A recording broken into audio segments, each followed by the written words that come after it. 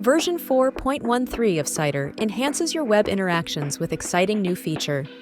Introducing the text-to-speech function, now you can listen to web pages using natural-sounding voices. Imagine you're learning Spanish and prefer listening to the content rather than reading it. Simply highlight the text, access the drop-down options from the context menu, and click the Read Aloud button. To customize the voice, click the switch icon to explore a wide range of voice options that suit your preferences.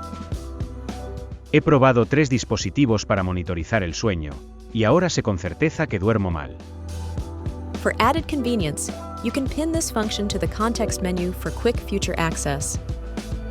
As Cider reads the text, a floating menu appears to allow you to adjust the voice style and reading speed, and you can position it anywhere on the page. Additionally, this text-to-speech functionality is seamlessly integrated into chat, letting you listen to generated responses with just a click.